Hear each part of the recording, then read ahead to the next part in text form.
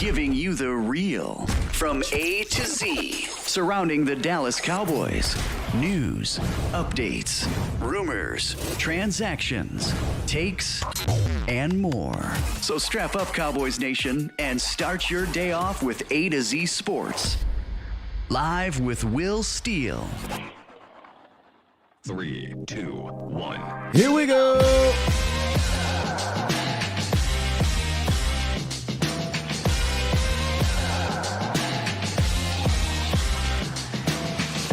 Good morning, good people.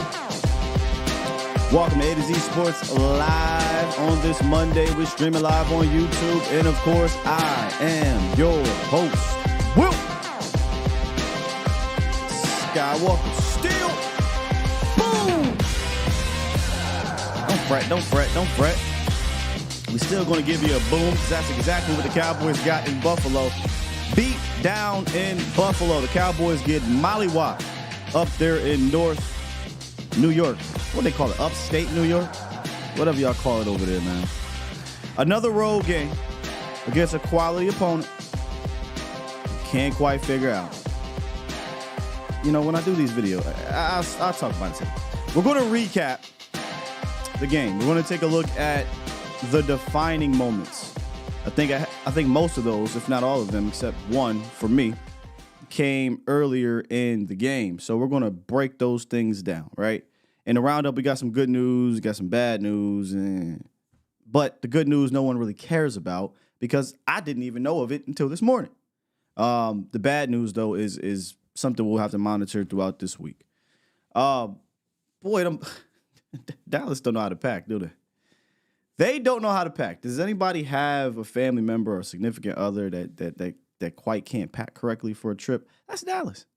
They're either forgetting something, right? And they got to run back and they try to use it later in the game. It doesn't work out. They're leaving common sense at home, you know.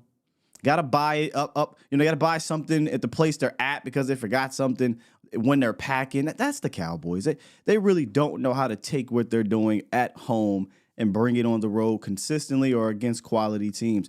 And that's something they got to figure out. And we're going to talk about that out of the roundup in the first word. But let me say this. When I do these studies on these teams, I'm not just talking out the side of my mouth. I'm not.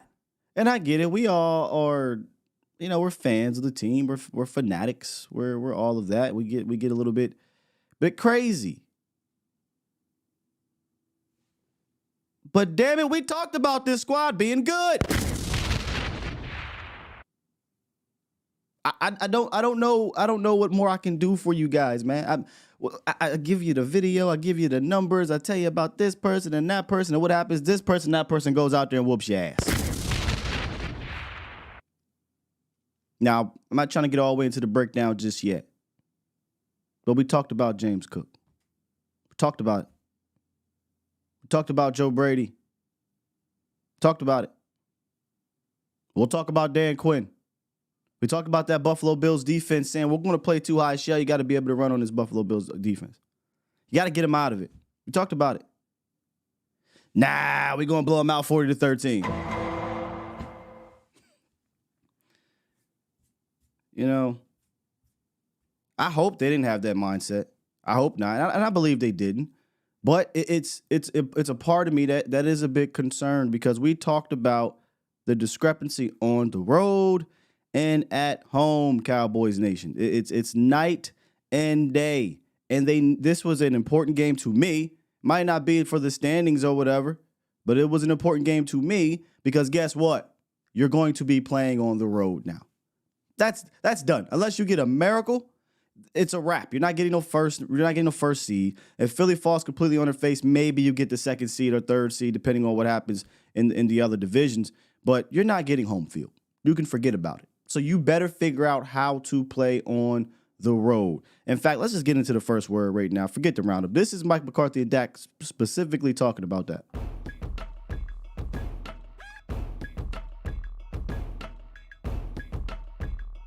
It's a gap. That's is part of my message. I just, we play so well at home, and there's just too big of a gap in our road games. Yeah, we're conscious of it. We'll got a long flight home to continue to talk about it, think about it. Now, obviously, we got to move on to Miami in the morning.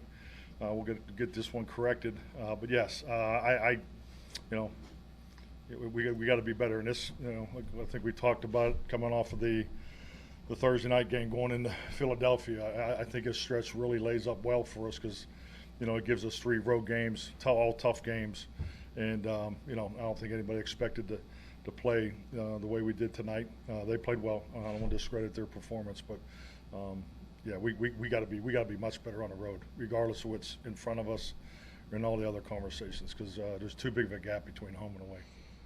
Yeah, it's a huge difference, and really it's what this next week of preparation and honestly these next couple of weeks are about is figuring out what that difference is and trying to close that gap. Obviously, we'd love to come out, start like we play at home, produce like we do at home, but that just hadn't been the case. So we've got to find out what those answers are and try to close that gap. And we can't be those two different of a teams.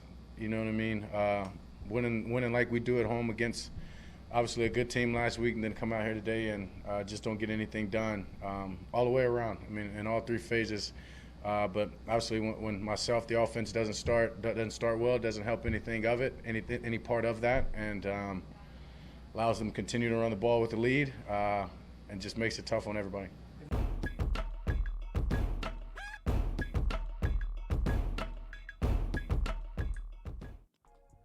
I'll tell you one thing they don't pack on the road. They don't pack a punch. We talked about it in the post-game show, physicality and things like that, whatever you want to call it. They don't pack that. The Buffalo Bills understood the assignment in this game. You lost by 21 points in a game where Josh Allen, who is one of the most reckless players in the league, a guy who wants to throw the ball 45 times a game, completed 7 passes. They understood the assignment. Okay, this is a team that doesn't necessarily want to be ran at a bunch, right? This is a team that, given the elements, we can use that in our favor, because I don't trust them to stick with the assignment, to understand the assignment. Even if you notice in that game, even when Buffalo tried to throw it a little bit, they said, let me chill, get back to running the ball. They understood the assignment. Dallas didn't. And there's going to be points in these defining moments where we'll talk about it. And then we'll talk about the overlapping situation on both sides of the ball coming out of this game. Mostly for me, for one side, but we'll talk about both. So let's take a look at these. First, let's take a look at the road discrepancy. Offense on the road. We talked about that coming into this game, right? To me, they needed to show something in this game offensively. They did not. 10 points in this game. They couldn't figure out the too high shell. They did not have an identity in this game, or if their identity was to throw the ball, it was a poor plan.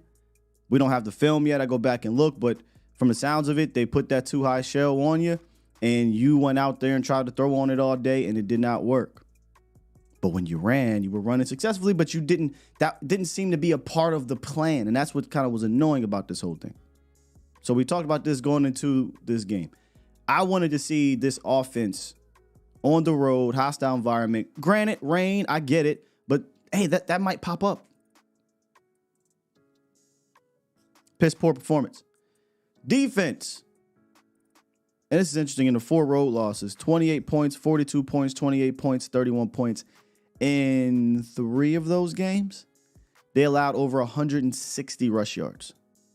2 of them over 225 rush yards. Against Buffalo, 266. James Cook, who was the most dangerous player to me coming into this game, absolutely went off on you. You had no answer. No answer for him. And even late in the game, not even really late, like the third quarter, where he had 104 yards rushing on you in the first half, right? So you would think, okay, maybe I'll come out of this, whatever type of defense they were playing, these light boxes. Let me go ahead and load this box up. Let's go back to 5-2 type of defense or something, or low this box. They came out, the Buffalo Bills in like the green zone, money zone area. Not quite the red zone, but almost there. And Greg Olsen was like, hey, man, this is a 6-man box. You got a 6-man box. This guy has 150 rush yards on you. He come down in a 6-man box.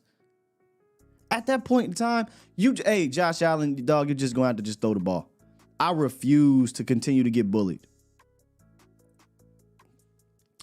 But Dan decided to just keep on rolling with it, man. And they just kept rolling down the field on you. Nonetheless, let's roll into the defining moments for me of this game. Starts with the Bills' first possession, okay? They were rolling down the field, if we're being honest. You know, it started off not too great. James Cook was moving the ball. He was running. They were doing well. But just don't break, right? Bend, but don't break. So Buffalo gets to third and goal. Get a nice pass rush. D-Law hits Josh Allen, a little flippity flop. You know, he does his little flop thing. And he gets the roughing the passer call. Now, one or two things here. One, I think piss poor call. Two, if you want to get on D-Law, which I can't really get on him that much, but if you want to get on him on this one, you say, hey, man, just throw your hands in the air, you run, and then you just try to stop as best you can. I really don't know what else these dudes can do in a situation like that. It's not like he hit him in his head. Josh Allen points to his head, and he's like, hey, man, throw the flag. It didn't hit you in the head. D-Law tried to hold him up, and they still called it. Nonetheless, next time, don't even push. Just put your hands up and just hope for the best, which sucks because that's a guy that could pump fake it and run. But, you know, these referees is going to referee. All right, cool. They get the roughing the passer. They go down and score. That was a defining moment. You go from maybe 3-0 to 7-0. Okay, Cowboys get the ball in the first possession. 2nd and 6. I think this was the second play of the game. Boom. Got a deep shot to Brandon Cooks. We miss it. He was there. And you're not going to get many of those opportunities against a team that plays so much too high. In fact, I don't think you got another one. You missed that one. Okay, can you bounce back from that and move the ball down the field? Well, you start to do that. Dak slides. My man tries to take his head off. Gets a personal foul. I appreciate Zach Martin for coming over there and stepping in and protecting your quarterback or whatever, right? Sticking up for your quarterback. I'm not going to be ticked off that he did that. I just wish he didn't push my guy, right?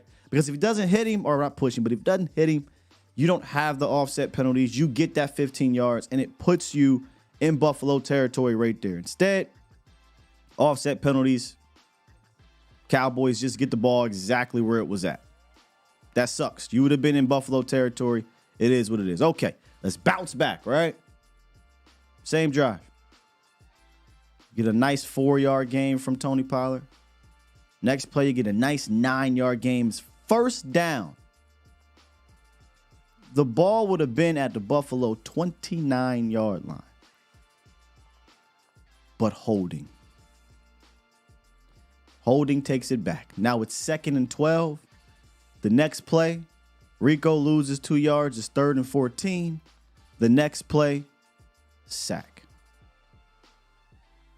You go from potentially being at the Buffalo 29-yard line to punting from your 40-something yard line.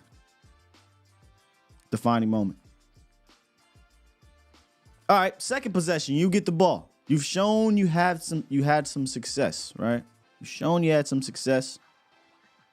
Tony Pollard was averaging 6 yards per carry, but for whatever reason, you come out and you go throw in the rain. I don't even think Buffalo threw the ball 3 straight times at any point in this game. It's 7-0. There's no need to deter from what's working in this game. But you go throw, incompletes, punt. All right. Defense gets out there. They get a 3 and out. Buffalo punts the ball deep in their territory. Sam Williams. Part of me is starting to think he shouldn't even be on special teams, man. I mean, I don't think he's a heady player. But anyway, Sam Williams, he gets through the line of scrimmage. I don't know if this is a call block punt. I saw McCarthy kind of going back and forth with Bones Fossil. So gets through the line of scrimmage. He has a chance for one of the easiest block punts I've ever seen in my life. But clearly, again, I don't believe he's a special team player because he had no idea how to attack the ball. He jumped straight up in the air instead of attacking the punter's foot, and he gets a roughing the passer call or roughing the kicker call. That roughing the kicker, 15 yards. They go down, they score. You're already having trouble stopping these dudes. You finally get another stop, and you give them another shot. Now it's 14-0. Okay, Dallas, you got to go answer. Dallas gets the ball, they start moving it. Couple completions, nice throw to Cooks. You're moving the ball, you're running well. Tony Pollard gets a 7-yard gain, a 9-yard gain. Rico gets a couple 4-yard gains. You're running the ball well. You get down to the 20. Tony Pollard rips off a 9-yard gain. He gets to 2nd and inches, roughly. I thought it should have been a first, but hey, whatever. 2nd and inches. Instead of maybe going power run or instead of just quarterback sneaking and keeping the chains moving, they go single back formation. Try to run to the weak side. Taylor Rapp, nobody's over there. So you just, okay, I'm blitzing. Nobody's over here. 3-yard loss, 3rd and 4. Try to throw it. Incomplete. We settle for a field goal. Hindsight? Sure. Let's talk hindsight. The way the game was going, I would have been playing for 4 downs down there. I'm going to be honest with you. Okay, 2nd and 1. Let's get the first down. Doesn't happen. Get it again. Okay, we lost 3. Let me try to get 2 or 3 yards and make it 4th and 1 or 4th and 2. You were running the ball on them pretty damn good. But we talked about what you needed to do in the pregame show. My Cowboys win if they win the red zone battle. You couldn't go down there and settle for 3. Not at that point, in my opinion. But they did so. And then the final defining moment for me. Well, not the final. Because before we get to the last one, before we get to that, Buffalo in the first half went down and scored a 3rd touchdown. This was a huge defining moment. Diggs fumbles the rock. Bell or whomever it was knocks the ball out. Donovan Wilson recovers it. And you see Buffalo like, hey, get on the ball. Mike McCarthy explained he didn't challenge the fumble because he didn't get a review. But this is where instincts, this is where the understanding the moment, kind of knowing what's going on out there, seeing your players, seeing what they're doing, has to take over. It has to take over. They're getting on the ball. Your guys are kind of screaming, hey, I got the rock. Your hands, you have the challenge flag, and you're saying, I'm waiting for a review upstairs. That's when you got to say, let me just go ahead and do this. If we lose a timeout. Who cares about a timeout in the first half with 2 minutes and 34 seconds left? You actually get that back with the 2-minute warning. Who cares if you lose a challenge? You got 2 of them. Your team is reeling. Your team is on its heels. You need a momentum-changing play. And it was right there for the taking. And you wait for something up top, throw the flag, Mike. Throw the flag. Or, okay, I'm afraid to throw the flag, which you should throw the flag besides using the timeout. Call a damn timeout. At the very least, you give your guys a shot upstairs to review it. If they do see that it's a fumble, you throw the challenge flag, you get the ball back, and guess what? You actually have the timeout in your pocket because it's called a 2-minute warning. I just don't understand that. You have to understand the moment right there. You just have to. Not challenging that was huge. They go down, they score another touchdown, 21-3. Game is pretty much over at that point. But if you wanted to have any shot, but before they go down and score, you get a sack, it's 2nd and 19. J-Ron Curse, another 15-yard penalty. They go down and score. A bunch of defining moments in this first half. Finally, the defining moment in the second half, it happened early, it happened right now. If you wanted any chance to have a shot at coming back in this game, you had to go score a touchdown coming out of half, right? That's what we talked about at halftime. On 3rd and 1, after converting a first down, instead of treating this thing again like it's 4-down territory, you tried a shot play in the rain on a team that was not letting you throw deep. 3rd and 1, borderline 3rd and inches. Just get under center. The quarterback sneak has been undefeated this year. Get the first down, recollect yourself, and you had to matriculate down the field. They weren't letting you take deep shots in this game, coach. They weren't letting you. Instead, we come out and we try to run a play action, 7-step drop. Soon as he comes out of that play action, he's obliterated by, was it Phillips or somebody? I don't know. But he's lifted and dumped for a 11-yard loss or whatever it was, 10-yard loss. Now it's 4th and 11. You can't even go for it at that point. Hell, if you just ran it and it was 4th and 1, 4th and 2, you at least can still go for it. And that was ball game. That was the ball game, folks. Those are the defining moments to me. And it continued. We just continue to see that the focus does not seem to be the same on the road. And, you know, we talked about this in the post-game show. You don't have a long time to gather yourself. You're starting to prepare for Miami today, and it gets no easier. Elements be damned. I don't care if it's a perfect 75 degrees, sun is out, weather. I mean, the team in general is a good team, and that's what I was trying to tell you about this Buffalo. This is a good team, man. And they're coached differently offensively, I should say. They're coached well. It's a team that's averaging 14 points given up at home. It's a team under Joe Brady that is not the same team as it was under Ken Dorsey, offensively at least. And it says something to me where a quarterback can complete 7 passes in a game for less than 100 yards, and you still lose by 3 touchdowns.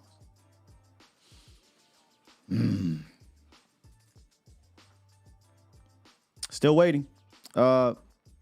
Still waiting. You got one more shot.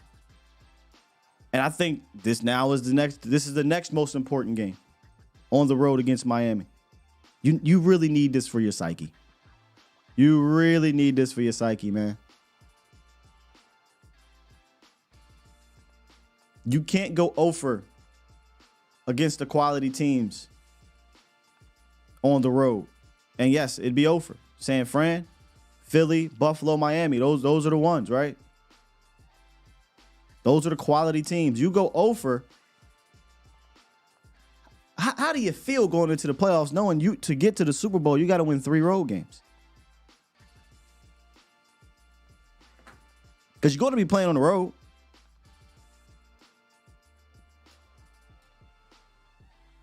So both sides of the ball, they got to figure this thing out. What happened to the complimentary football? I get that out of there. What happened to the complimentary football? You know, on the road at least.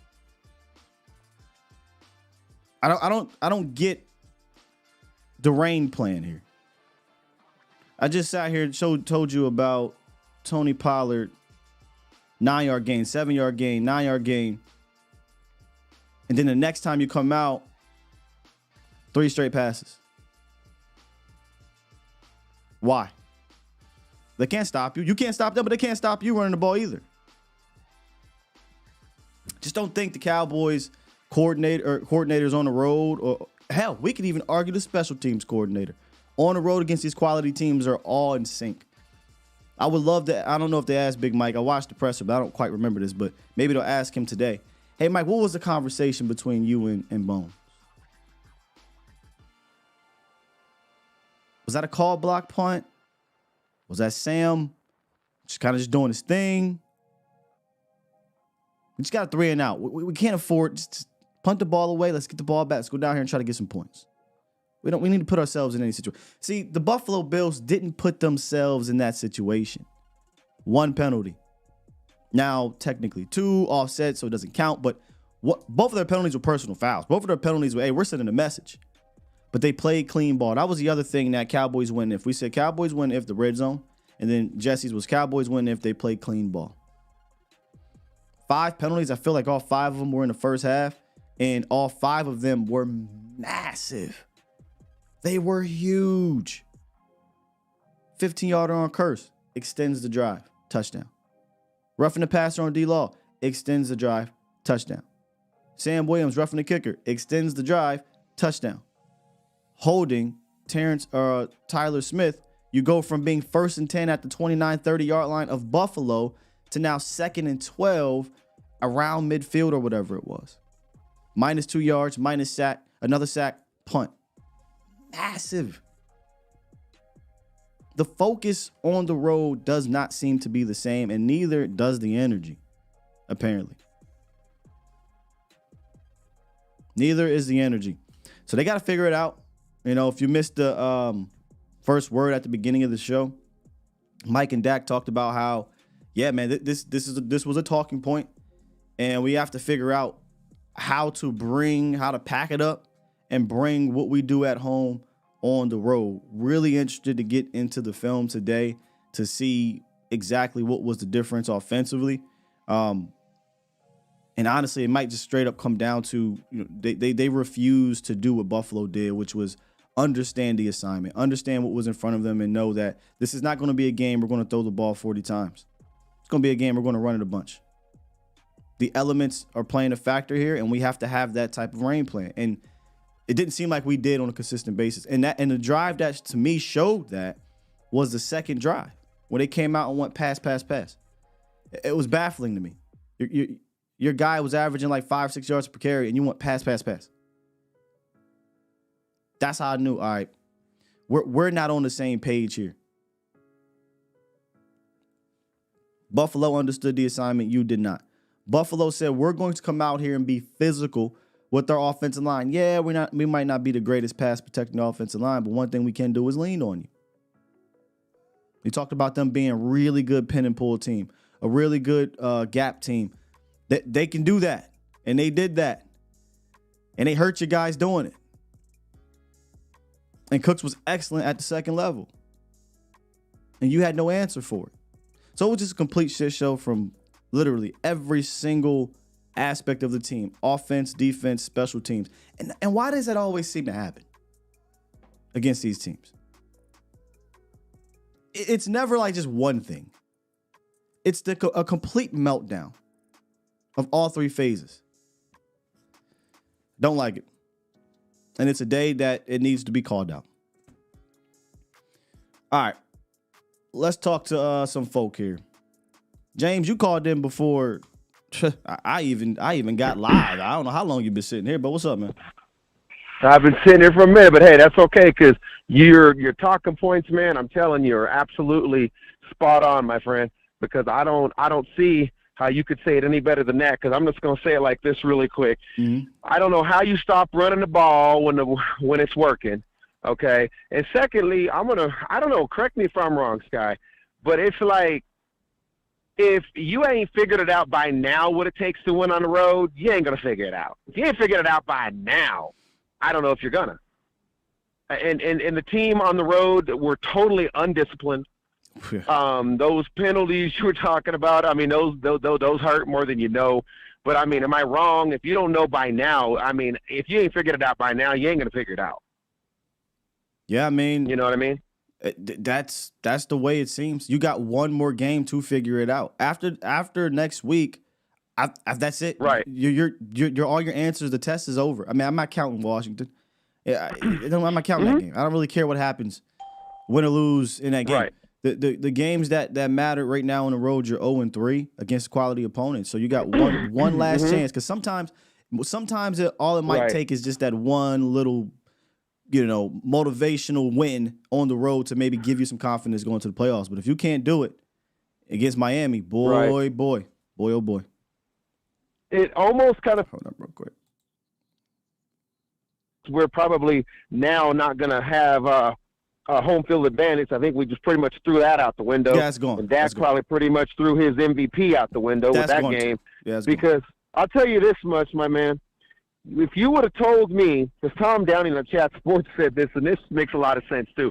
If you would have told me, yeah, man, Josh Allen only threw for 97 yards. I'm like, how bad we beat him up? I said this yesterday. If you would have told me, forget the 93 yards, right? Josh Allen has 7 completions. Exactly. 7. I'd have been, how bad would we blow them out? That's what I would have said too. I'd have said, damn it, how many turnovers did we get? You would have said none. I was like, Exactly. I'd be like, How okay. many- yeah, well, how how many many 3 and interceptions? outs did we get? You would have said, well, only like 2. I'd be like, okay, well, what was the score? It'd be like 31-10. Damn, we beat them 31-10? No, they beat you 31-10. Yeah. I'd have been like, how? It's not possible. Exactly. But that brings me to my last point: is that running our run defense, man. I mean, it's like it's like as soon as you seem like it looks like we fixed it, then we go out and let somebody who I don't even think has ran that good really all season. I mean, he's a bad back. He's good. No. James Cook been I don't running believe well. I've ever seen him rush for 178 yards against anybody this year, has he? That don't mean he ain't been running well. James Cook we tried to tell. I don't know if you've been watching the show this week. James Cook averaged almost 5 yards. I thought most of him was out of the backfield and stuff with James passes. Cook. See, that's what I'm saying. You got to watch the show. James Cook averaged almost 5 yards per carry. He averaged almost 5 yards per carry. I quite literally said you cannot sleep on him as a runner. He's a good runner, and he's a really good runner on the outside. He averaged almost 6 yards per carry on the edges, specifically to the left, and they got a lot of good runs out there attacking the edges. Mike McCarthy talked about that specifically. That is a good running back that they just started using in the pass game. That's what happened. He started getting busy in the pass game, but that was overtaking what he was doing on the ground. He was averaging, I think, 2 out of his last 3 games, he was averaging over 5 yards per carry. So, he can run the block, and if you can't stop it, why would they stop running the ball? Just don't understand. See, they did what we didn't do. They kept going running the ball, and we didn't. Yeah. All right, James, appreciate the call, man. All right, my man. Thanks, guy. Yep. Let's keep it going with Toxic. What's up, man? Good morning, Sky. Hope you had outside of that game on Sunday, hopefully you had a great weekend. Thank you, sir. So I'm actually going to pivot a little bit today. I'm hearing a lot of people talk, and there's a quote I always took near and dear to heart, that when things are looking like this, and it is, in the midst of every crisis lies a great opportunity. And I'll be straight up honest with you, I'm not going to sugarcoat yesterday. Yesterday was complete fupa. Everything that could go wrong did go wrong. There is probably not one redeeming thing that we can look at yesterday, and everything you're bringing up are valid points. And we are staring at the 5th seed right now, which, by the way, I know it's not the time to think, but I'm glad we're at least in the dance. So we know we're making the dance. Yeah, my bad, y'all. And real quick, Toxic. The roundup was I was going to talk about the Cowboys clinching, but I got too spirited with my opening monologue there, so I wanted to get right into it. But yes, the Cowboys clinched a playoff berth prior to the game. Apparently, allegedly, the team was not aware. The players weren't aware. The coaches weren't aware. But damn it, they played like they was like, whatever, we're in. But I digress. The Cowboys clinched the playoff berth. Whoop-de-doo. Yep, and it was not a good time to be celebrating. 100% agree. And we are seeing all these indicators, and especially on the road. And whatever I think sometimes when we look at something and we are looking at it just specifically, we tend to not look at the big picture of things. And I look and you're bringing up some valid points, and what better opportunity to address this than right now? And you're going to be on the road in the postseason. I'm glad we're still on the road. I'm glad we're not going home right now, because this is something that needs to be addressed. And this next game is going to be very telling about this Cowboys season right now. And not in the sense that if we win or lose, but how we win and how we lose, the context of how we move. And we haven't lost the back-to-back games since 2020, I think. 2021. And I remember. It was LA. Yep. I'm sorry. It was Las Vegas. We lost Las Vegas after losing to the Chiefs. Yep. And Dallas, you have an excellent opportunity at your hand right now, because you don't get to go home where it's going to be comfortable. Great teams overcome these types of things, and great teams have hurdles. And when I see this Cowboys team, they've done a lot of things right this year. I give credit to this coaching staff. They've made adjustments. We're not talking totality. We're talking yesterday, obviously, and then using that data with some of the other road games against good teams, which were 2 other games, right? So, yeah, it's a 3-game sample we're talking about right now out of 14, but that's the conversation at this moment. And the big question now comes, Mike, are you going to be able to rise to the occasion right now? Because we see these issues right now. You got your coaching staff. This is the time, Mike McCarthy, you need to rise to the top and show that you can overcome these going into the postseason. So Sure. I embrace the opportunity, and I embrace this because this is the adversity this team needs.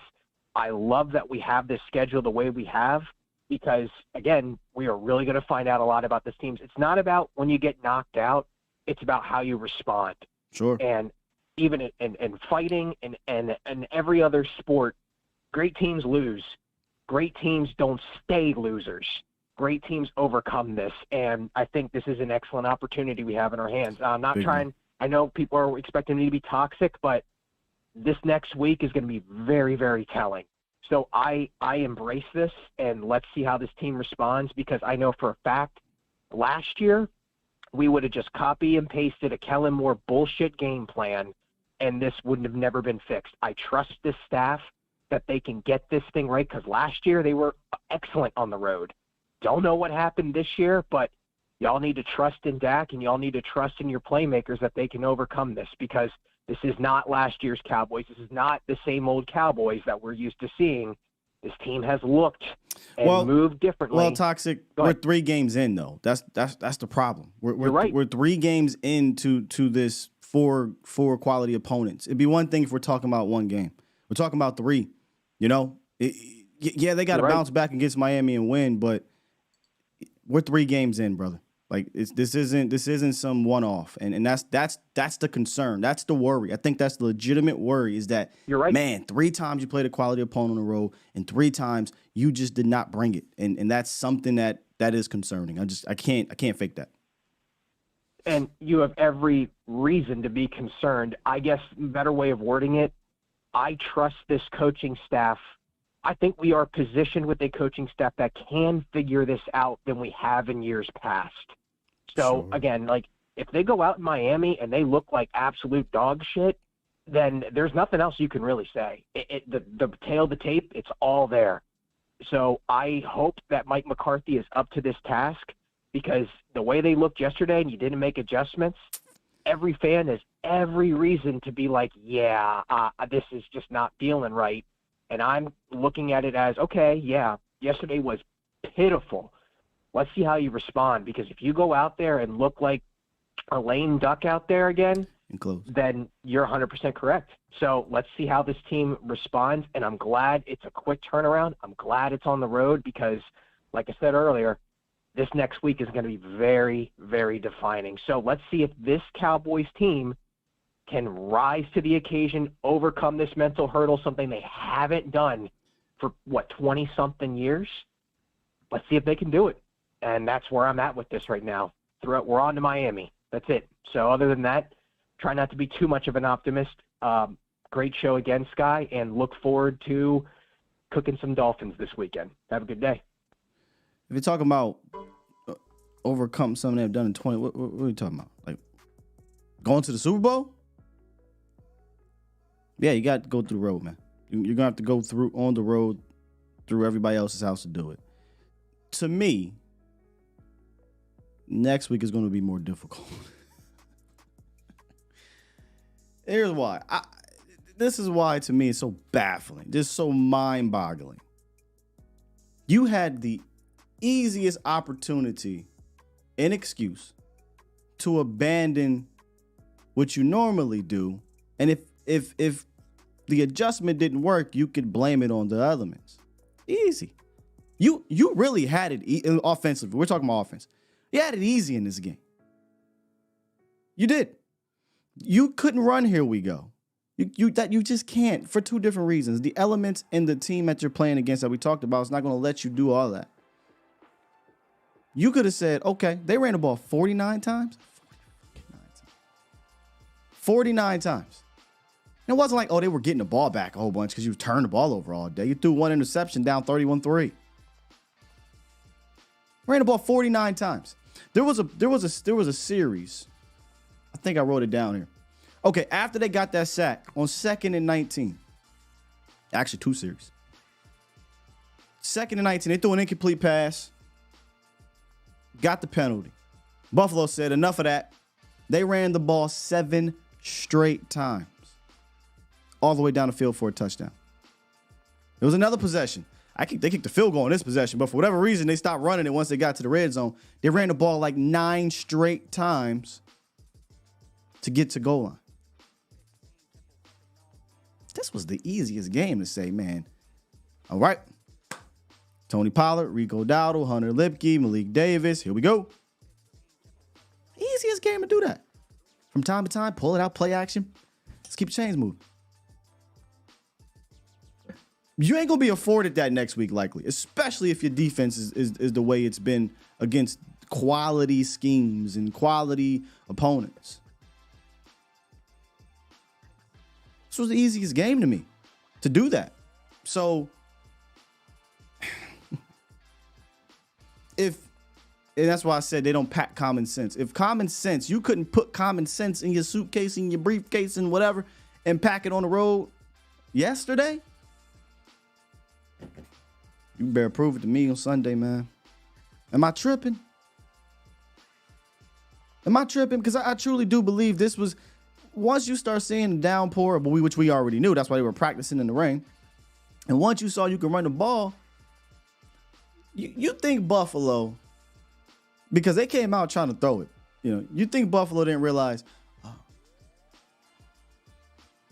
James Cook is averaging like 5 yards per carry.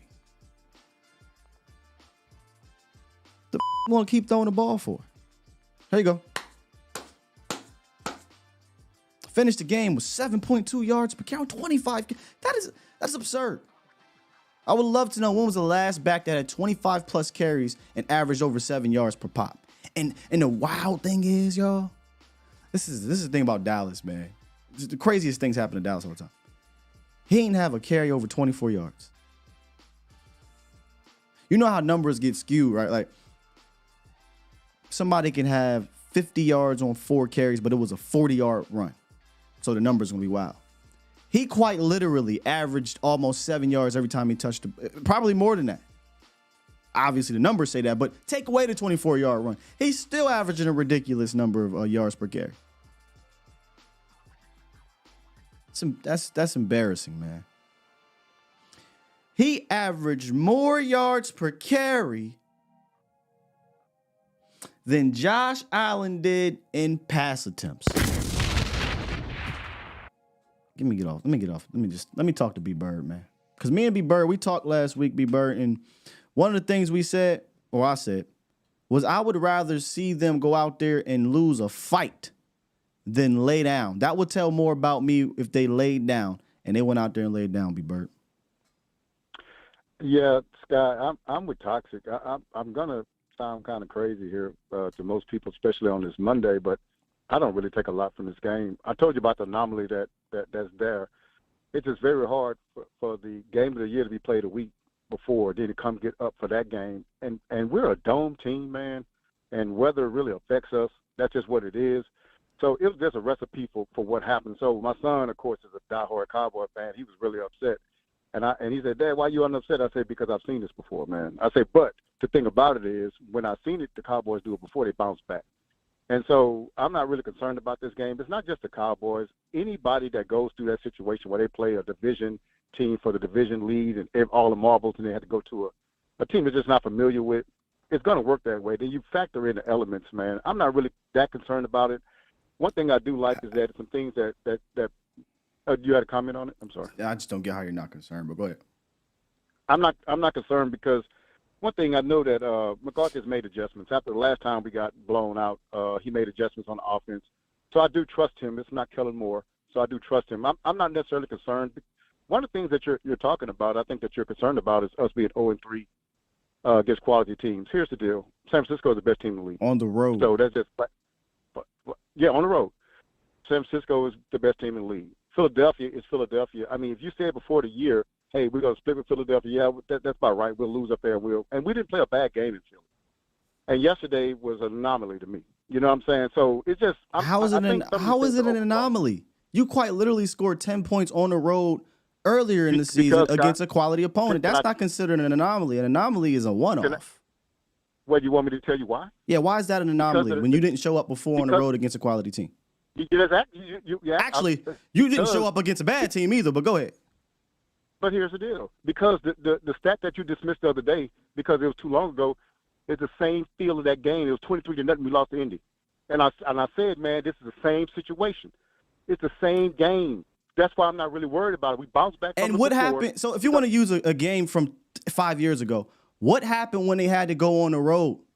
They went out there and got ran on for 300 rushing yards. If you want to use that year, which is crazy to me to use a year where they lost on the road and got ran all over. That's not a glowing thing. Hey man, this happened before. That's the problem. Is that this has happened before, and that's why you needed to come out here against a quality opponent and play well. To say you're not concerned after what you saw, to me, is just wild. I mean, this obviously it's your opinion, but I don't get how the evidence is out there in front of you, and we like, hey, no problem. So let's say this: we got blown out by 49ers, right? Yep. Didn't play good, right? No. What did we do against? Do you say we played good against Philly? I would say the offense played good. I wouldn't say the defense played good. Give up 28 points in that game. Hey, what I'm saying is we didn't play bad in that game. Offense didn't play bad. Defense played bad for 3 quarters. Okay. Look, remember when I said this is my opinion? This is just my opinion, man. This is a long season. I think what we do is, and I told you before the 49ers game is this. I said, man, I don't want us to put too much stock in this game. This is a long season. If you put too much stock in that game, then you can lose your focus. This is a long haul, man. We're gonna lose some games, man. This game yesterday, I'm not really concerned about that game. It's not about losing the game. That's what we talked about last week. I specifically said to you, you're gonna get in road fights. If you lose in a road fight, hey, it happens, right? But you laid down. That tells me more about this. You got laid down, if you really want to call it that, for the second time. And really in Arizona, they came out there and punched you in the mouth too. But we talk about quality opponents. We don't want to talk about the other one. That was a bad opponent you went out there and looked bad at. And we kind of just ignored that one. But you got punched in the mouth again for the third time on the road. I'm sorry that I can't just say, Well, you say punched in the mouth. Now, you say punched in the mouth. But you're also putting the Philly game in that, which was not punched in the mouth. They gave up 28 points in that game on defense. That's 28. That's a professional football team that is really good. That was in the Super Bowl last year. Right. I mean, I don't know what you think they're gonna do at home. That's my whole point, B-Bird. Is against quality teams, you don't show up on either side of the ball collectively. We talk about what's the buzzword we talk about, right? Like we gotta have complementary football. Where was the complimentary football against Arizona, San Francisco, at Philly, and at Buffalo? Go. That's 4 games we're talking about here. This isn't an anomaly. This isn't a one-off. What is an anomaly about being 0-4, getting punched in the mouth in 3 out of the 4 games, and then in the 4th game you don't have complimentary football? That to me is not an anomaly. That's a pattern, which is a cause of concern. That doesn't mean that they can't go win it, but it is a cause for concern, is what I'm saying. And I'll go to the next thing, man, because it's kind of funny that I'm not really this positive dude or whatever. Like I look at the Cowboys with a slanted eye, but me and Tom are kind of on the same, Toxic Tom on the same page on this. It's kind of funny that we are, because I think we're looking at the bigger picture. But that's just that. One thing I want to go to this last point was, I know that people say this, and I brought this stat out to you before, that hey, the schedule is made out, no, it can't be anything done with the schedule because no funny business with the schedule. And I tell people, yes, it can be. And people say, well, why? I say, well, you can play a Buffalo in December or you can play them in October. It's a difference when you play them, right? So they can set that thing up. And then people come at me and say, well, that's conspiracy theory. One thing I did look at, and I told you this when the schedule came out before, I said, it's funny how the Cowboys always end the season on the road. I went back and looked this morning, and we have, since 2010, we have 3 home games at the end of the year, and we have 11 road games. They do that on purpose. They do that to put the Cowboys in conflict. And so some of these games, man, it's just interesting to me. I just want to put that stat out there. 3 since 2010. That's crazy that we only ended at the house 3 times since 2010 and 11 times on the road.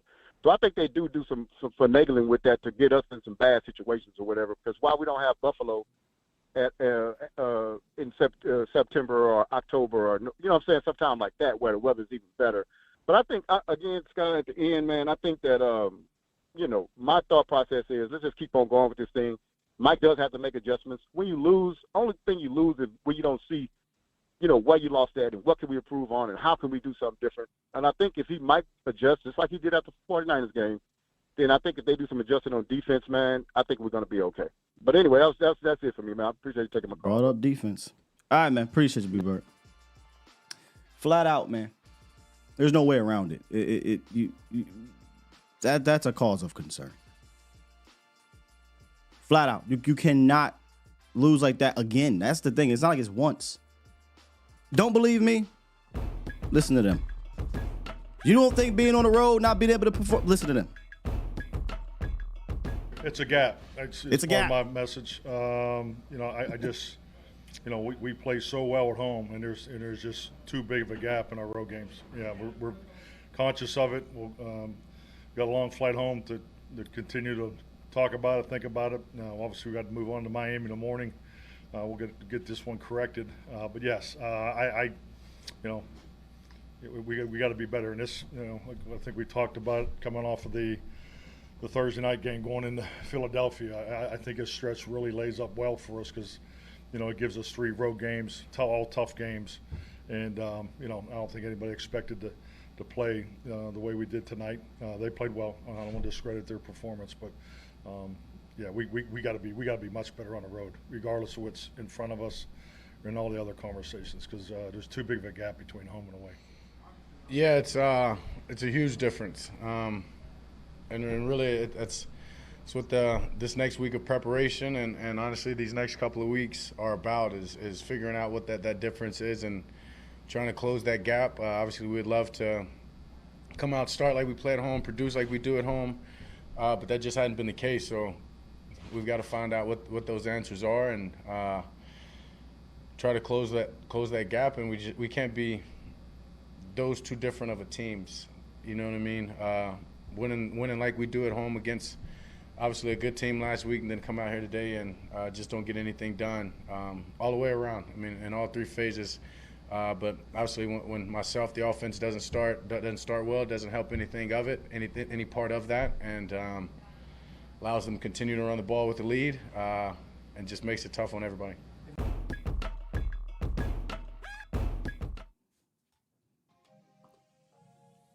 It's not the first time, man. And they really have 1 game left in Miami, in my opinion. I can care less about playing Washington on the road twice the last 2 years. That means nothing. They got 1 game left, and you hope that this 1 game they can put it all together and it gives them some confidence. But we talk about we're confident in Mike McCarthy making adjustments and all this and all that. Yeah. I mean, sure, but where are those adjustments on the road? Where are they?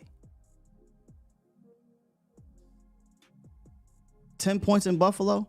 10 points in San Fran, 16 points in Arizona, can't figure out the red zone.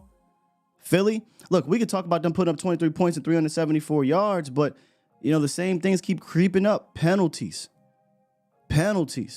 execution, focus. It's in a row. That's 4 different occasions. All 4 of your losses are on the road. And we're talking about anomalies? Nah, that's not an anomaly, bruh. They got to figure this out and do it by next week, because if not, unless you're just going in with blind optimism, which is fine, dang on well, you're going into the playoffs, you saying you have to win 3 road games, and you could only win 3 probably in the regular season. You got to win 3 in a row. Man, you're going to be feeling some type of way. And cheeks going to be tight. Got to go to Philly, got to go to Miami, Detroit, got to go to San Fran. That confidence ain't going to be quite confident.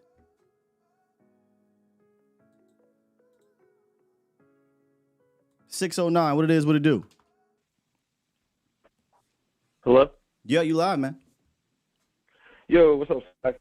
Real quick, I just want to address, our run defense. So it seems like, I don't know, like Marquise Bell.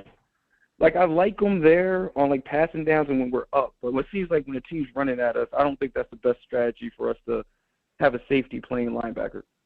Yeah. What's your thought? No, that's always been the worry about him. He's light. He's a safety playing linebacker. You got to keep him clean. If you keep him clean, he can play well.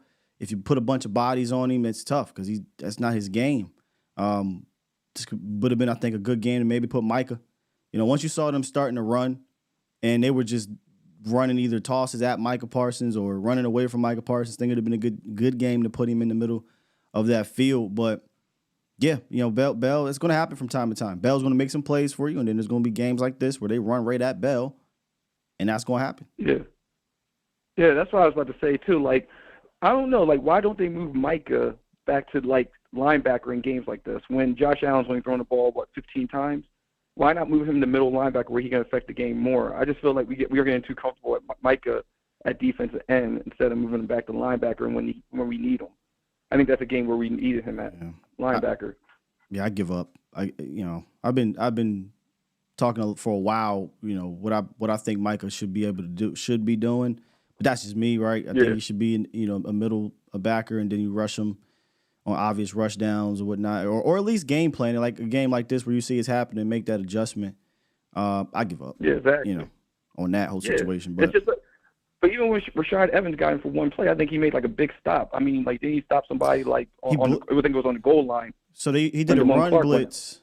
He also did a run blitz. Excuse me, where they did a play action and he ran through the running back and got a pressure on I think it was Josh Allen who got the ball away just at the last second. So yeah, again, I gotta go watch the film, but I do remember him in those two plays you're talking about, one in the red zone and one where he blitzed Josh Allen. Yeah, it's just crazy, man. So I just wanted to call in and see how you thought about that. I think Marquise Bell is a great player. I just don't think in like the games like this, I just think teams are gonna just figure out. Because I was watching Dan Orlovsky this morning. Go Get Up, and he showed a couple of plays where they strategized just to run. I know. My bad. Yeah, wrong person to quote. It's a bad week to watch that, man. But go ahead. Yeah, I know. But yeah, he showed a couple of plays where they like kind of schemed to go right at Marquise Bell and stuff like that. So I think teams are starting to pick up that we're light there. And now with no Hankins too, man, it's kind of scary to have him, by himself when guards and tackles can get up on him. Yeah, that is the thing to worry about with Marquise Bell is when offensive linemen or sometimes two of them are just mauling him, right? That's not his game. He's too light to disengage or even thump and take it and cause traffic right there. That's just not his game. Again, I'll go back and look and see if that was a cause in general, but he was also James Cook, was also just making dudes look silly too at that second level. So he wouldn't get touched through the line of scrimmage. So now he's 2-3 yards beyond the line of scrimmage, and he's just hitting dudes up at the second level. They just not wrapping up, forcing missed tackles and scoring touchdowns or getting big gains. It was an embarrassing performance for the run defense. Definitely was. But I'm gonna hop off the line, Sky. Appreciate what you do, man. Great Thank show, you, man. Appreciate it. All right, boss. Take care. Let's get 757. What it do? God, what's going on, man? Lock me in, man. It's Banks, man. Banks? Yeah, Banks, man. All right, what's up with you? Locked in with Bartilla on the two. Look, man, I'm gonna kind of continue off what my man just said, man, as far as the run defense, man, because I know we've been on McCarthy a lot this morning, but my main thing is the defense, man, the run defense, man. I feel like this kind of the game we needed. Maybe this will help Dan Quinn, man, kind of so to get his head out his ass, man, and stop playing favorites, man, because I definitely, like we've been saying, man, see Michael Parsons play linebacker. Games like this, he needs to be a linebacker, not on the ball on the line where they can get their hands on him, man. Let them get out there and make plays as linebackers and fly around. We need guys that can contain the edges because that's really where they hurt us at, man, those outside runs. Have D-Law and whoever else out there, whether it's Sam Williams or whoever, to contain those edges, man. And that's basically what we need. And Dan Quinn, Mike McCarthy had to make adjustments, but Dan Quinn definitely should have made some adjustments, man. We just got too many safeties on the field. Guys like Jaron Curtis, I've seen him play. Jaron Curtis went unblocked, man. He just took a bad angle on Cook, and he just sprung for another big run. And I don't know, man. They just got to make some adjustments, man. And it's time, man. Get your games like that. You just got to get your guys on the field. That's just not going. Marquise Bell shouldn't be on the field. I like Marquise Bell. If you got him at safety, him coming down and hitting freely, like that's games like that. Like that's what he should be. Like, you know, too many times, man. Draymond Curtis, I've seen him just getting caught up and just not putting in effort to go make a tackle, man. I just don't know what it is. He's just not been good this year, but we just need to make those adjustments. And I feel like also we should worry on this game. I don't agree with the guys say we shouldn't worry. We should definitely worry. I feel like we kind of beat ourselves early on, especially in the most part with those penalties, giving them 14 points early off of the pass interference, the roughing the passer. Hey, Banks, and that's the thing about it. That has been a reoccurring theme, right? Yeah, like that's been a reoccurring theme on all your road losses. Is you've had a ton of penalties, you haven't been focused, right? And in one aspect or the other, you got punched in the mouth to the tune of your defense average giving up over 35 points per game or something like that, about 32 points per game. So these are reoccurring themes that they need to put every single last one of them to rest next week. For I think Cowboys Nation to feel confident about going on the road 3 straight times. They have to put it all to rest. It can't be one or the other. I think they have to go out there next week and play a clean game. Obviously get out there with the dub, but they can't. Hey, 14 penalties, but we snuck a victory because of some fluky play. Like, nah, man, they got to go out there, be disciplined, focused, clean, and not get punched in the mouth for the first time on the road against a quality team. Yeah. Got to, and I think Miami is going to try to Miami duplicate the same game plan and run. Sir. But they could very well use Tyreek kind of as a decoy, man, because you know how we're going to play him. And don't sleep on man. Mostert and A-Chain. They'll run the ball. A-Chain. They'll run the ball. Yeah. If they see it working, see, here's the thing about Mike McDaniels, what people don't realize. Mike McDaniels was a run game coordinator for a long time underneath Kyle Shanahan. That's why his run schemes look dope. Yeah. That's why Kyle's run schemes look dope. It's really Mike McDaniels, but I digress on that point. Mike McDaniels, if he sees you can't stop the run, he don't give a damn if Tua only has 20 attempts. Doesn't bother him not one bit. Yep. He'll keep running the ball. Yep. So, they better pack their big boy pants next week. And I don't know how many teams have allowed multiple teams to run for over 200 yards on them and consider themselves a Super Bowl contender, right? So you got to go out there and make a statement. And we've seen them run the ball for over 200 yards a couple times this year and put up 70 points another time. So they ain't going to come out here and be all soft on you. Absolutely. And my quick point, earlier you said you didn't know if that Sam Williams block punt you said was called or just kind of got through. I think it was called because right before the ball was snapped, I seen him shift. And honestly, this was I said they're about to block this, and he got through there, and it could have very well been a block if he would have stayed on his feet. So I think it was definitely called, and I think that's what Mike was talking to Bones about after that had happened. But that's all I got, man. All right, man. Appreciate the call, Banks. Yep. And you're probably right. That's probably why Mike was over there and was like, "Hey, what's going on?" I mean, I don't. It sounds like maybe Mike didn't even realize it was a block punt call. And maybe at that point in time, he'd go in his speaker or whatever and say, no, let's just play punt return, which, where was the ball at? Because I felt like the end zone was like a little bit behind him. Where was the ball at? Give your guy a shot to take one to the crib. You needed everything possible. So, all right, 1, 2, that was the second time. So the Buffalo 26. So that means they would have punted it. What would have punted it, y'all? Like the 15 or so? I don't know how far back they punt. So you're talking about inside the 15 possibly. You're getting good field position. Just play punt safe. Let's try to get a return. Let's try to get Turpin to take one to the crib. Or give us better field position. And that's probably why Mike, again, I haven't even rewatched the broadcast view. I was like, man, this game was terrible, right? So the film is probably in my stuff right now. But I'm pretty sure that's why Mike was like, hey, run that by me. In 2020, Bones was doing a lot of that rogue shit, and Mike was like, nah, cut it out, right? It was a whole lot of fake punts, if y'all remember. You know, a lot of things going on in 2020. This wasn't a game, I think, to get cute. Obviously, just look on the other side of the ball. It wasn't cute. Wasn't cute at all. They completed 7 passes in this game. They understood the assignment. Bernie said it, well, at least Miami's finesse. Yes and no, right? Like again, we'll look at the film. So yes, in the sense of a lot of motion, a lot of eye candy, cool concepts. Mike McDaniels, swaggy coach. It feels very finessey.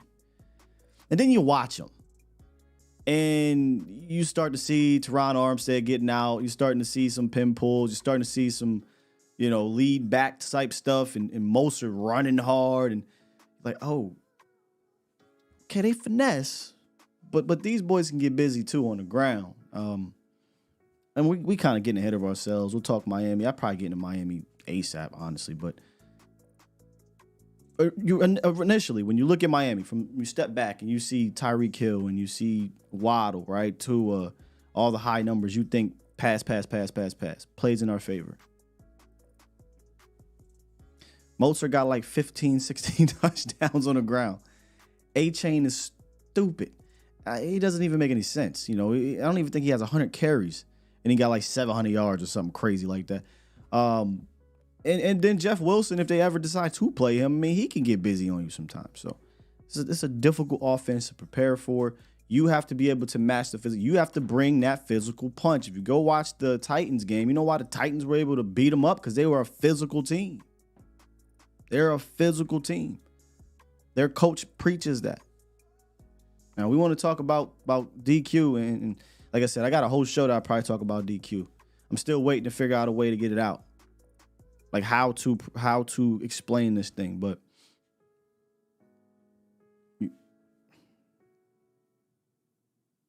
28 points in Arizona, they rushed for 250 yards. You had no answer. I mean, look, we could talk about this, the best team in football, but guess what? If you want to get to where you got to get to, guess where you're going to have to play the best team in football, y'all? In San Francisco.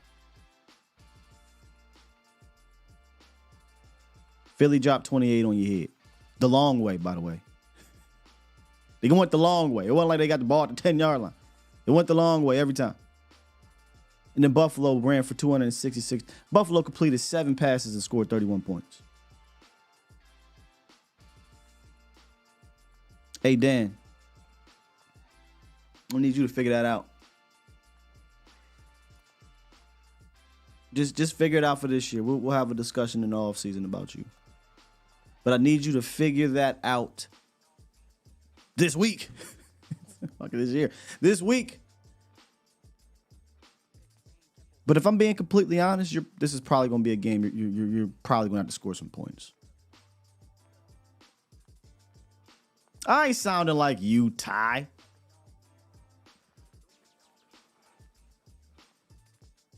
Y'all some roaches, man. Where was my man at the last 6 weeks? Or cockroaches out here. Calling what I see after the game.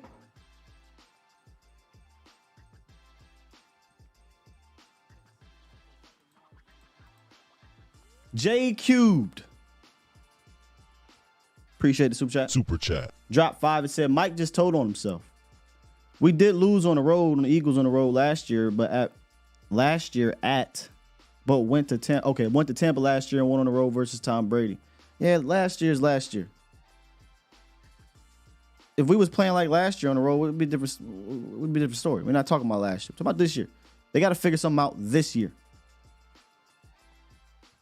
Super chat. G-Dub dropped 5 and said, we don't use Mike at linebacker because the last time we did, he went to social media saying, free me.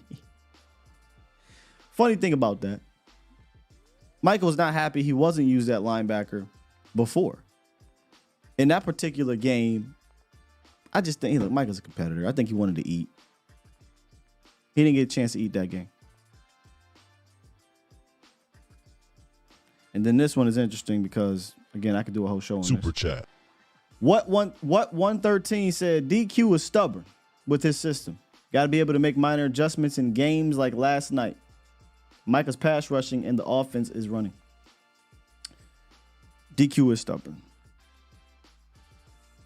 I will say this and try to relay this as professional as possible. It's not just us. It's not just us that believes that.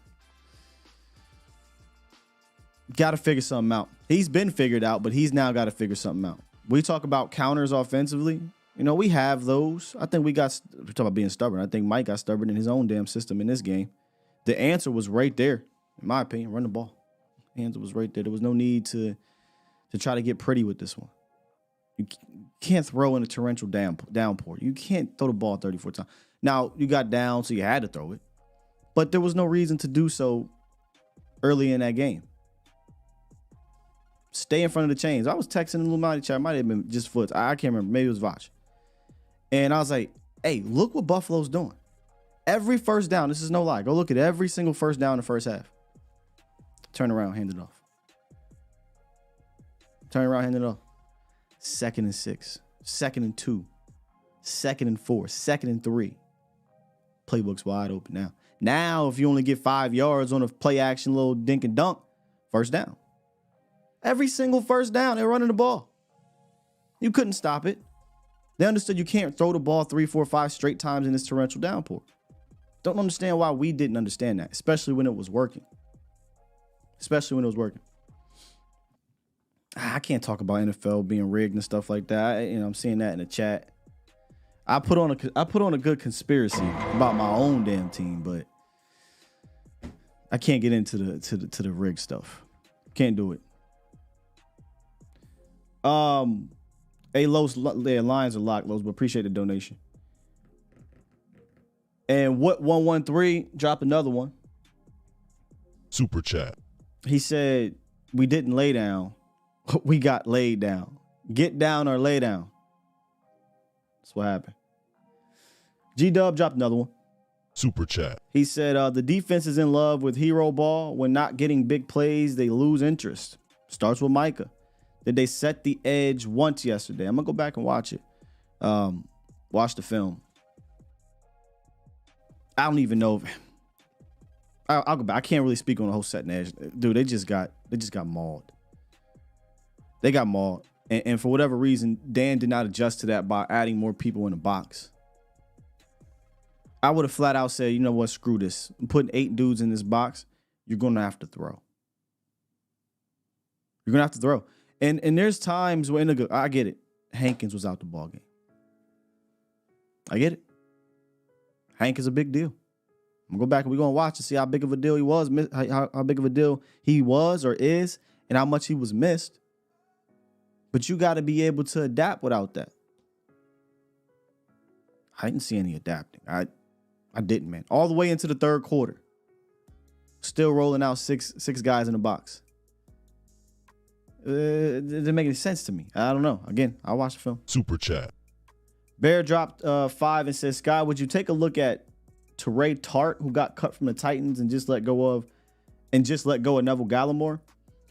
Is this Tart guy, is he I'm imagining a defensive tackle? Is he good? I don't know, man. I don't watch the Teray Tart. I have no clue. You would probably know more about Teray Tart than I do. Again, I don't know if another player coming in here is off of somebody getting cut off the street is just gonna all of a sudden change everything. Now, if they come here and be a Hankins, is he a Hankins? I don't know that. I have to go look. Super chat. That's a good one. Van, go to hell. He says it all started when Sam juiced up Dummy Williams, most penalized special teams player in a key moment. That's what turned the game. Sure, that was part of my defining moment, right? 100%. I mean, but there was a lot of little things that added up to this. A lot of little things added up to this. And I'm going to say the game was pretty much lost in that first half. The first 3 touchdown drives for them, and then obviously our drives. But what happens is those little things throughout the game when they start building, right, they turn into one collective big thing. And that's what happened. All them little tiny things adding up.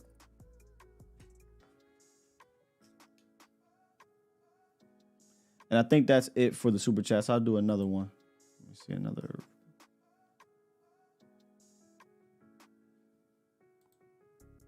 Boom. Yep, we're good to go. Sign Rolando McClain. Hey, hey, I don't know if y'all watch or if y'all listen or not listen, but read.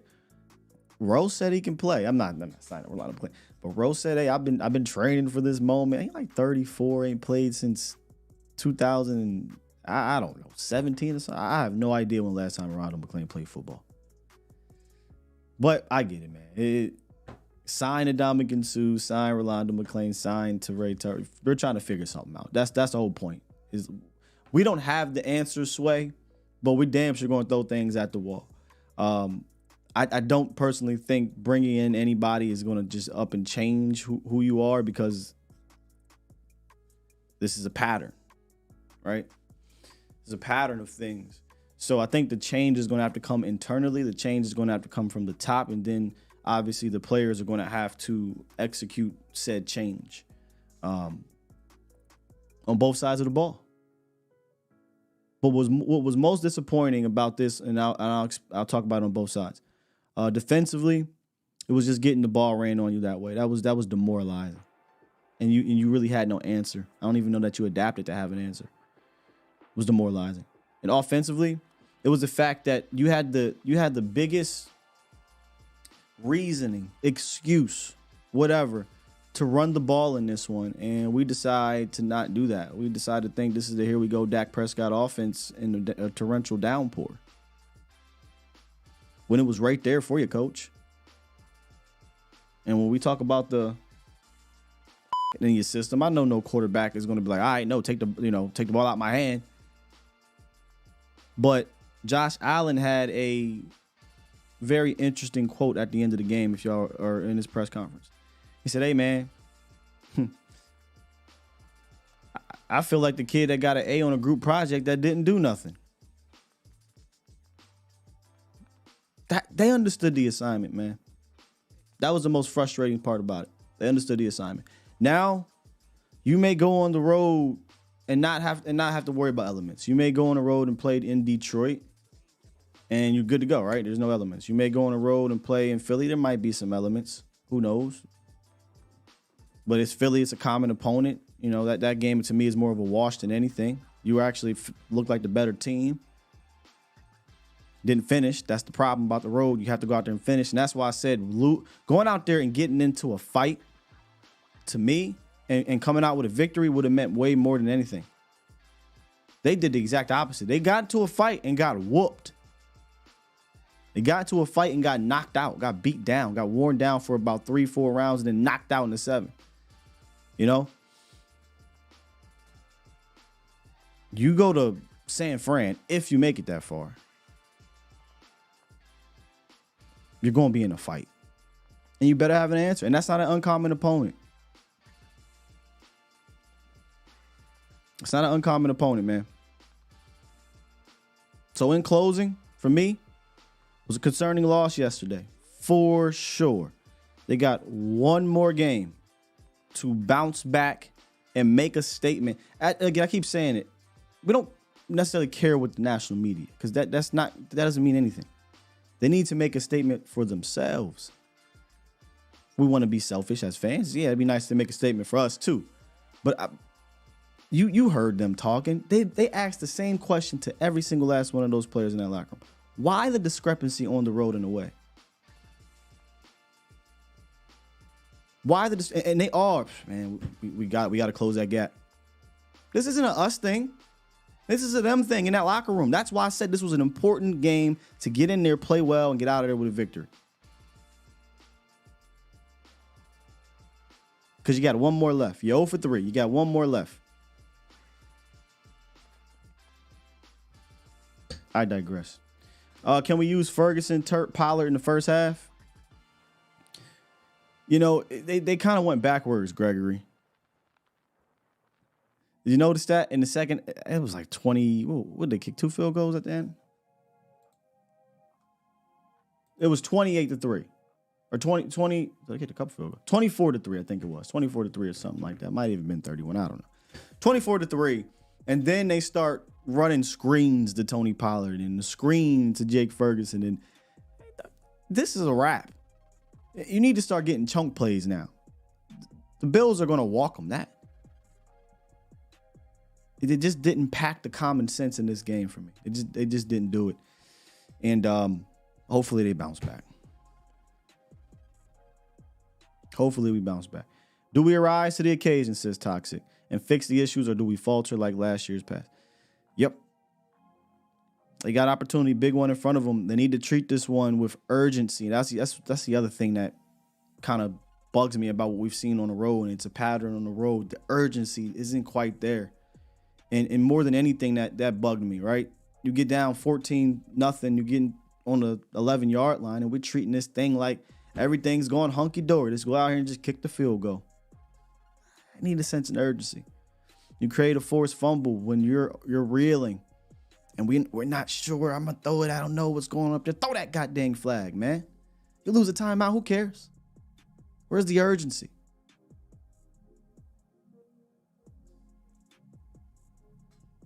A lot of reoccurring themes on the road that they need to clean up. And I'll leave it at that, Cowboys Nation. It was an ugly beatdown that I think deserved of us to beat them down today. It is what it is. There ain't nothing nice we can say about that game yesterday except for maybe Tony Pollard running hard. That's about it. Now, we get the film. We're going to watch the film. We'll see how TJ Bass played. Right, we'll see, what he did there. We'll see how some other players played individually. I didn't talk about it. I mean, I'll show the roundup. I mean, didn't really talk about roundup. But Zach Martin suffered a quad injury for those who may not have seen or forgot or whatever. So he went out the game at the end of the first half, and TJ Bass came in there, and I didn't really hear his name a whole lot, so that's a good thing. But we'll see. We'll go look at the film. And like I said earlier, Cowboys clinched. Cowboys clinched. Not that anybody cares. The Cowboys are always going to clinch a playoff spot. It's not a big deal.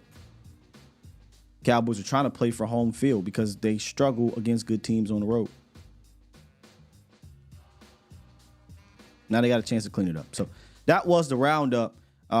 I didn't get to it because we went straight into this thing. If you missed it, we talked about the defining moments. We talked about the home and away discrepancy. And we listened to Mike and Dak specifically talk about that gap needing to close because it ain't just us fans that see it.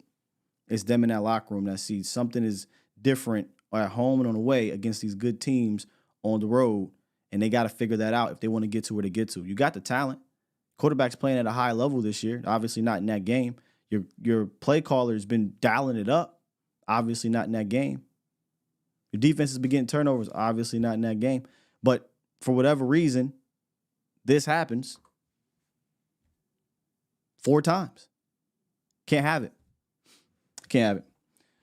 With that said, push the goddamn button. Push the goddamn button. Push the goddamn button. We'll carry this over. Probably not as in depth. I don't know. But on Vosh Lombardi Live Show. Mo will be on later. A to Z Sports Prime Time. Appreciate OT Josh. Just dropped 5. Says, Sky, didn't see a lot of runs that went long through the A gap, B gap. Why didn't they set the edge? Why do you think the difference is a home and away? Well, run it back. We out of here. Peace.